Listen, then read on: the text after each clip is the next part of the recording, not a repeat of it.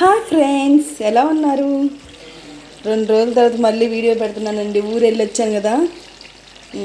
ఈరోజు చూసారా స్పెషల్ నాటుకోడి కూర. మొన్న నేను లేని సమయం చూసి మా వారు నాటుకోడి కోసారండి. చూసారా ఎంత ఇదో. మనకు పెట్టకపోతే మనం ఊరుకోముగా. అందుకని నా కోసం కొంచెం ఉంచారు చికెను. అది ఈరోజు చేస్తున్నాను ఫ్రెండ్స్. వీటిలోకి ఒక 2 ఉల్లిపాయలు తీసుకున్నాను, 2 పచ్చిమిరపకాయలు, 2 టమాటాలు కోసేసాను, నూనెలో వేసాను. అవి చూపించలేకపోయాను ఫ్రెండ్స్, మీకు ఏమనుకోవద్దండి. ఎలా చేయాలో చెప్తున్నాను సింపుల్గా. ఈసారి వీడియో మొత్తం పెడతాను. ఆయిల్ వేసుకొని చికెన్ వేసుకొని బాగా, ఇది నాటుకోడి కాబట్టి బాగా ఉడకాలండి, లేకపోతే గట్టిగా ఉండిద్ది కదా.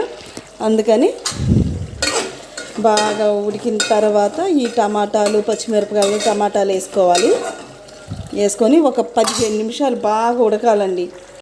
చూడండి ఫ్రెండ్స్, కారం వేసుకున్నాను, 3 స్పూన్లు వేసాను, 2 గ్లాసులు వాటర్ పోసాను. 15 నిమిషాలు అయిపోయిన తర్వాత బాగా ఉడికిన తర్వాత 3 స్పూన్లు కారం, 2 గ్లాసులు వాటర్.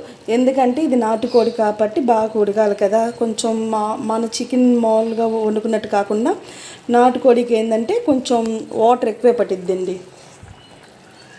మసాలా కూడా గ్రైండ్ చేసి పెట్టుకున్నాను, మిక్సీ చేసి.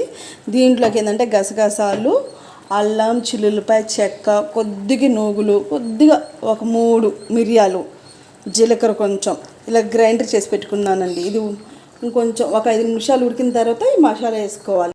ఓకే ఫ్రెండ్స్, 15 నిమిషాలు అయిపోయింది. వావ్, కూర రెడీ. నాటుకోడి పులుసు. మీరు కూడా ట్రై చేసి చెప్పండి ఎలా ఉంది, కామెంట్ చేయండి. Okay friends, bye. మరొక రెసిపీతో మీ ముందుకు వస్తే బాయ్.